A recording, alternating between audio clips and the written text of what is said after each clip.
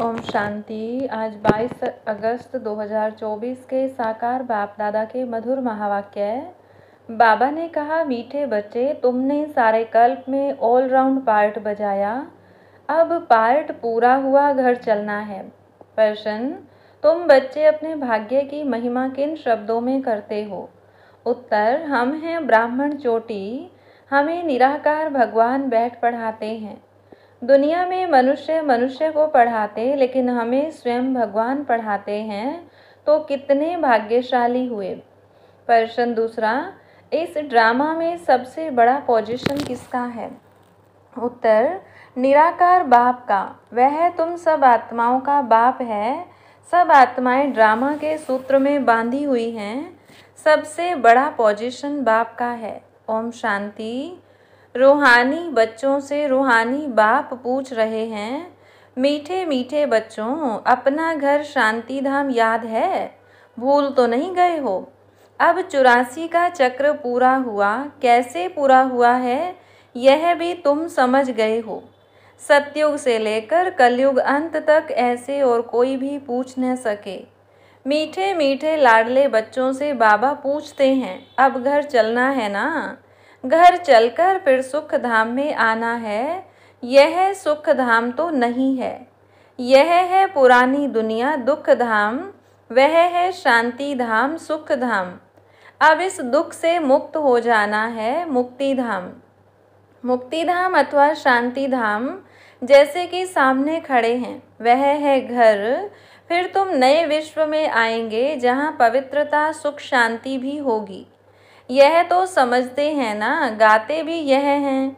बाप को भी पुकारते हैं, हे पतित पावन, इस पतित दुनिया से हमको ले चलो। इसमें बहुत दुख हैं, हमको सुख में ले चलो। स्मृति में आता है, स्वर्ग को सब याद करते हैं। शरीर छोड़ा कहेंगे स्वर्ग पधारा। Left for heavenly abode. किसने लेफ्ट किया? आत्मा ने। शरीर तो नहीं जाता है, आत्मा ही जाती है। अभी तुम बच्चे ही शांति धाम सुख धाम को जानते हो, और कोई नहीं जानते। तुम बच्चों की बुद्धि में नॉलेज है, शांति धाम क्या है और सुख धाम क्या है। तुम सुख धाम में थे, अब फिर दुख धाम में आए हो। सेकंड, मिनट, घंटे, दिन, वर्ष बीत गए। अब 5000 वर्ष में बाकी कुछ दिन रहते हैं। बाप बच्चों को स्मृति दिलाते रहते हैं। बहुत सहज बात है, इसमें मूंझने की तो दरकार ही नहीं। आत्मा 84 जन्म कैसे लेती है यह भी किसको पता नहीं है। लाखों वर्ष की बात तो किसको याद भी रहना मुश्किल है। यह है ही 5000 वर्ष की बात। व्यापारी लोग भी स्वास्तिका चौपड़े पर निकालते हैं, उसको गणेश कह देते हैं। गणेश को हाथी की सूंड दिखाते हैं। मनुष्य पैसा खर्च करते हैं, चित्र आदि बनाते, इसको कहा जाता है वेस्ट ऑफ टाइम। तुम्हारे में कितनी ताकत थी, वह दिन प्रतिदिन कम होती गई है। जैसे मोटर से पेट्रोल कम होता जाता है। अब तो तुम बहुत हो गए हो। 5000 वर्ष पहले भारत क्या था? अथाह सुख थे, कितना जबरदस्त धन था। यह राज्य उन्होंने कैसे पाया? राजयोग सीखे थे। इसमें लड़ाई आदि की बात ही नहीं। इनको कहा जाता है ज्ञान के अस्त्र शस्त्र, और कोई स्थूल बात है नहीं। ज्ञान के अस्त्र शस्त्र हैं। ज्ञान, विज्ञान, याद और ज्ञान के कितने बड़े जबरदस्त अस्त्र शस्त्र हैं। सारे विश्व पर तुम राज्य करते हो। देवताओं को कहा जाता है अहिंसक। अभी तुम बच्चों को मनुष्य से देवता बनने की शिक्षा मिल रही है। तुम जानते हो, हम हर 5000 वर्ष के बाद बेहद के बाप से यह बेहद का वर्षा ले रहे हैं। यह आत्मा की बात है, इसमें स्थूल लड़ाई आदि की कोई बात नहीं। आत्मा पतित बनी है, इसलिए वह पावन होने के लिए बाप को बुलाती है। अब बाप कहते हैं, मीठे मीठे बच्चे, अब तो घर जाना है। यह है जीव आत्माओं की दुनिया, वह है आत्माओं की दुनिया। उसको जीव आत्माओं की दुनिया नहीं कहेंगे। यह घड़ी घड़ी स्मृति में लाना चाहिए। हम दूर देश के रहने वाले हैं। हम आत्माओं का घर है ब्रह्मांड। यह भी बुद्धि में रहे, हम वहाँ रहते हैं। इस आकाश तत्व से पार जहाँ सूर्य चांद भी नहीं होते, हम वहाँ के रहने वाले यहाँ पार्ट बजाने आए हैं। 84 का पार्ट बजाते हैं। सब तो 84 जन्म ले नहीं सकते, आहिस्ते आहिस्ते ऊपर से उतरते आते हैं। हम ऑलराउंडर हैं। सब काम करने वाले को ऑलराउंडर कहा जाता है। तुम भी ऑलराउंडर हो। आदि से अंत तक तुम्हारा पार्ट है। अब इस चक्र का अंत है तो भी ऊपर से आते रहते हैं। बहुत बच्चे रहे हुए हैं जो ऊपर से आते रहते हैं, वृद्धि को पाते रहते हैं। बाप ने तुम बच्चों को हम सो का अर्थ भी समझाया है। वह लोग तो कहते हम आत्मा सो परमात्मा हैं। उनको तो ड्रामा के आदि मध्य अंत ड्यूरेशन आदि का कुछ भी पता नहीं है। तुमको बाप ने समझाया है। इस शरीर में तुम अभी ब्राह्मण हो। प्रजापिता ब्रह्मा द्वारा शिव बाबा ने तुमको एडॉप्ट किया है, पढ़ाते हैं। यह तो याद रहना चाहिए ना। बाप हमको पढ़ा रहे हैं। वह ऊंचते ऊंच भगवान है। सभी आत्माएं इस ड्रामा के धागे में पिरोई हुई हैं। अभी तुम जानते हो, हम शुरू में देवता थे, फिर हम सो क्षत्रिय धर्म में आए, अर्थात तो सूर्यवंशी से चंद्रवंशी में आए। इतने जन्म लिए, यह सब पता होना चाहिए। यह नॉलेज पहले तुम्हारे में बिल्कुल नहीं थी, अभी बाप ने समझाया है। यह वर्णों की बाजोली है। अभी फिर शूद्र से ब्राह्मण बने हो, ब्राह्मण से फिर देवता बनेंगे, विराट रूप दिखाते हैं ना। तुम्हारी बुद्धि में सारा ज्ञान है। कैसे हम नीचे उतरे, फिर ब्राह्मण कुल में आए, फिर डिटी डिनाइस्टी में आए। अभी तुम ब्राह्मण हो। चोटी चोटी सबसे ऊंच होती है। तुम्हारे जैसा ऊंच कुल कौन कहलावे। भगवान बाप आकर तुमको पढ़ा रहे हैं। तुम कितने भाग्यशाली हो। अपने भाग्य की कुछ महिमा तो करो। बाहर में तो सब मनुष्य मनुष्य को पढ़ाते हैं। यह तो है निराकार बाप। यह बाप कल्प कल्प एक ही बार आकर नॉलेज देते हैं। पढ़ाई तो हर एक पढ़ते हैं ना। बैरिस्टर की नॉलेज पढ़कर बैरिस्टर बनते हैं। वह सब मनुष्य मनुष्य को पढ़ाते आते हैं। अभी यह है भगवान उवाच। मनुष्य को तो कभी भगवान नहीं कहा जाता है। वह तो है निराकार। यहाँ आकर तुम बच्चों को पढ़ाते हैं। पढ़ाई न सूक्ष्म वतन में न मूल वतन में पढ़नी होती है। पढ़ाई होती ही यहाँ है। इसमें मूंझने की तो कोई बात ही नहीं। स्कूल में कभी स्टूडेंट कहेंगे क्या कि हम मूंझते हैं। हमको निश्चय नहीं होता। पढ़ाई को पढ़कर अपना स्टेटस लेते हैं। यह लक्ष्मी नारायण सतयुग आदि में विश्व के मालिक कैसे बने, जरूर बाप द्वारा बने। बाप तो सच बताएंगे। भगवान कोई रोंग थोड़े बता सकते हैं। बड़ा भारी इम्तिहान है। इस समय तो है प्रजा का प्रजा पर राज्य। राजा रानी है नहीं। सतयुग में थे, अभी कलयुग अंत में है नहीं।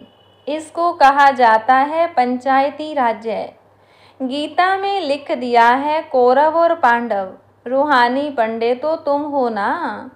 सबको रूहानी घर का रास्ता बताते हो। वह है तुम आत्माओं का रूहानी घर।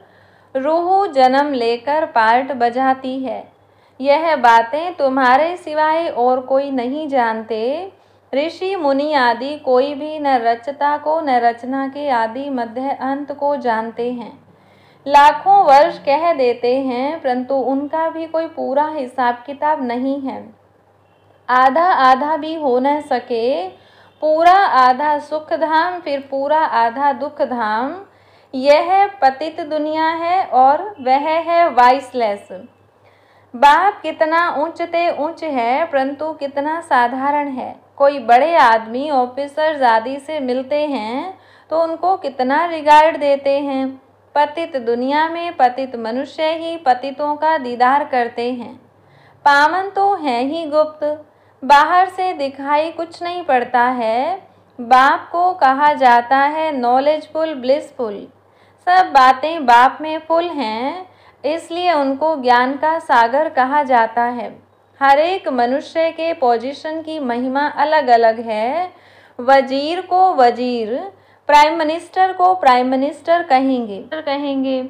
यह फिर है ऊंच ते ऊंच भगवान। सबसे बड़ा पोजीशन है निराकार बाप का। जिसके हम सब बच्चे हैं, वहाँ हम सब बाप के साथ परम धाम में रहते हैं। वह है घर, यहाँ सबको अपना अपना पार्ट मिला हुआ है। कोई एक जन्म का भी पार्ट बजाकर वापस चले जाते हैं। बाप समझाते हैं यह मनुष्य सृष्टि का वैरायटी झाड़ है, एक न मिले दूसरे से। आत्मा तो एक जैसी है, बाकी शरीर एक न मिले दूसरे से। नाटक भी दिखाते हैं जिसमें एक जैसी दो शक्ल बनाते हैं, जिसमें मूंझ जाते हैं कि पता नहीं हमारा पति यह है या यह तो बेहद का खेल है। इसमें एक न मिले दूसरे से। हर एक के फीचर्स अलग अलग हैं। भल आयु एक जैसी हो, परंतु फीचर्स एक जैसे हो न सके। हर जन्म में फीचर्स बदलते जाते हैं। कितना बड़ा बेहद का नाटक है, तो उनको जानना चाहिए ना। सारे सृष्टि के आदि मध्य अंत का ज्ञान तुम्हारी बुद्धि में है। हर एक का ड्रामा में जो पार्ट है वही बजाएंगे। ड्रामा में कोई रिप्लेस हो नहीं सकता। बेहद का ड्रामा है ना, जन्म लेते रहते हैं। सबके फीचर्स अलग अलग हैं। कितने वैरायटी फीचर्स हैं। यह नॉलेज सारी बुद्धि से समझने की है, कोई किताब आदि है नहीं। गीता का भगवान हाथ में गीता ले आता है क्या? वह तो ज्ञान का सागर है, पुस्तक थोड़ी ले आया। पुस्तक तो भक्ति मार्ग में बनते हैं, तो यह सब ड्रामा में नूंद है। एक सेकंड न मिले दूसरे से। तुम बच्चों को तो सब समझा दिया है। चक्र पूरा हो फिर नए सिर शुरू होगा। अभी तुम पढ़ रहे हो, बाप को भी तुम जान गए हो, रचना को भी जान गए हो। मूल वतन से यहाँ आते हो पार्ट बजाने। स्टेज कितनी बड़ी है, इनका कोई माप नहीं हो सकता, कोई भी पहुँच नहीं सकते। सागर और आकाश का कोई अंत नहीं पा सकते, इसलिए बेअंत गाया जाता है। आगे इतनी कोशिश नहीं करते थे, अब भी कोशिश करते हैं। साइंस भी अभी है, फिर कब शुरू होगी? जब उन्हों का पार्ट होगा। तो इतनी यह सब बातें शास्त्रों में थोड़ी हैं। सुनाने वाले के बदले सुनने वाले का नाम डाल दिया है। यह काली आत्मा, वह गोरी आत्मा। काली आत्मा इनके द्वारा सुनकर गोरी बनी है। नॉलेज से कितना उच्च पद मिलता है। यह है गीता पाठशाला। कौन पढ़ाते हैं? भगवान राजयोग सिखाते हैं अमरपुरी के लिए, इसलिए इसको अमर कथा भी कहा जाता है। जरूर संगम युग पर ही सुनाई होगी। जिन्होंने कल्प पहले पढ़ा है वही आकर फिर पढ़ेंगे और नंबरवार पद पाएंगे। तुम यहाँ कितने बार आए हो? अनगिनत। कोई पूछे यह नाटक कब शुरू हुआ है, तुम कहेंगे यह तो अनादि चला आ रहा है, गिनती की बात हो नहीं सकती, पूछने का ख्याल भी नहीं आता। शास्त्रों में सभी हैं भक्ति मार्ग की कहानियाँ जो पढ़ते रहते हैं। यहाँ तो अनेक भाषाएं हैं। सतयुग में अनेक भाषाएं आदि होती नहीं। एक धर्म, एक भाषा, एक राज्य की तुम स्थापना कर रहे हो। वे लोग तो शांति स्थापन करने की राय देने वालों को प्राइज देते रहते हैं। शिव बाबा तुमको सारे विश्व में शांति स्थापन करने की राय देते हैं। उनको तुम क्या प्राइज देंगे? वह तो और ही तुमको प्राइज देते हैं, लेते नहीं। यह समझने की बातें हैं। कल की बात है, जबकि इन्हों का राज्य था। अभी तो रहने की जगह नहीं है। वहाँ तो 2-3 मंजिल बनाने की भी दरकार नहीं रहती, लकड़े आदि की दरकार नहीं। वहाँ तो सोने चांदी के मकान होते हैं, साइंस के जोर से झट मकान बन जाते हैं। यहाँ तो साइंस से सुख भी है दुख भी है। इससे सारी दुनिया खल्लास हो जाएगी। इसको कहा जाता है फॉल ऑफ पोम्पिया। माया का कितना पंप है। साहूकारों के लिए तो जैसे स्वर्ग है, इसलिए वह तुम्हारी बात भी नहीं सुनते। आगे तुम भी नहीं जानते थे, यहाँ तो बाप आकर डायरेक्ट तुमको पढ़ाते हैं। बाहर में तो फिर भी बच्चे पढ़ाते हैं, मित्र संबंधी आदि भी याद आते रहते हैं। यहाँ तो बाप बैठ समझाते हैं। दिन प्रतिदिन तुम याद की यात्रा में पक्के होते जाएंगे, फिर तुमको कुछ भी याद नहीं आएगा। सिर्फ घर और राजधानी याद आएगी, फिर यह नौकरी आदि याद नहीं आएगी। मरेंगे ऐसे जैसे बैठे बैठे हार्ट फेल होते हैं। दुख की बात नहीं, हॉस्पिटल आदि तो कुछ भी नहीं होंगे। बाप को जान लिया और स्वर्ग के मालिक बने। तुम्हारा तो हक है, सबका नहीं, क्योंकि स्वर्ग में सब तो नहीं आएंगे ना।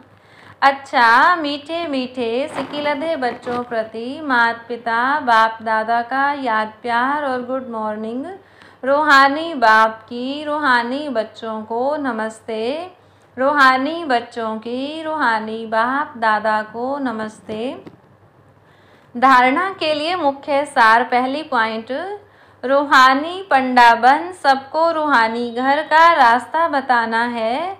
ज्ञान और योग के अस्त्र शस्त्र से सारे विश्व पर राज्य करना है। डबल अहिंसक बनना है।